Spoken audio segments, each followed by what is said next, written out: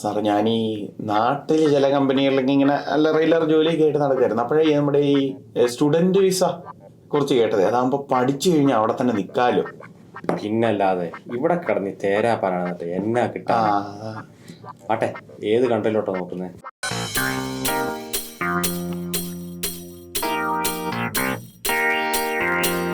പിന്നെ ഇഷ്ടം പോലെ പാർട്ട് ടൈം ജോലിയല്ലേ, റെസ്യൂമെ കൊടുത്ത അപ്പൊ ജോലിയാ. ശരിക്കും പിന്നല്ലാതെ.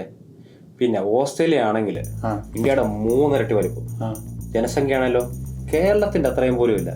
കോഴ്സ് കഴിഞ്ഞ് നീ ഇങ്ങോട്ട് പോർന്ന് പറഞ്ഞാൽ പോലും അവര് തന്നെ വിടത്തില്ല. ശരിക്കും പിന്നല്ലാതെ.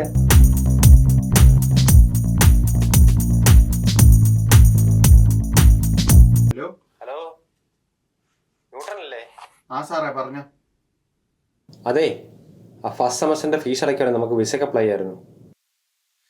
ഇപ്പൊ വെച്ചാലേ കോഴ്സ് തുടങ്ങുമ്പോൾ നമുക്ക് വിസ കിട്ടത്തുള്ളൂ. വീട്ടുകാർക്കൊക്കെ ഒരു സംശയം, പാർട്ട് ടൈം ഒക്കെ ചെയ്താൽ ഇത്രയും പൈസ കിട്ടുമെന്ന്. നമ്മൾ ഇത്രയും ലോണൊക്കെ എടുക്കുന്നതല്ലേ. ഒന്നും പേടിക്കണ്ട. 6 മാസം മുമ്പ് ഒരുത്തൻ 2 ഏക്കർ സ്ഥലം മേടിച്ചു. ഇന്നലെയായിരുന്നു അതിന്റെ രജിസ്ട്രേഷൻ. ശരിക്കും പിന്നല്ലാതെ. നല്ല സ്കോപ്പാ. അവനാണെങ്കിൽ അവിടെ 3 പാർട്ട് ടൈം ജോലി ചെയ്യുന്നത്. ഒന്നും പേടിക്കണ്ട. സാറേ അങ്ങനെയാണെങ്കിൽ ഞാൻ ഇന്ന് തന്നെ പൈസ ഇട്ടേക്കാം. ഇന്ന് തന്നെ വിസയ്ക്ക് വെച്ചോ. ഇന്നിപ്പോ പറ്റത്തില്ല. ഒരു കാര്യം ചെയ്യും, നമുക്ക് ഈ ആഴ്ച തന്നെ അപ്ലൈ ചെയ്തേക്കാം. ശരി സാറേ. ഓക്കെ, ശരി എന്നോട്ടാ.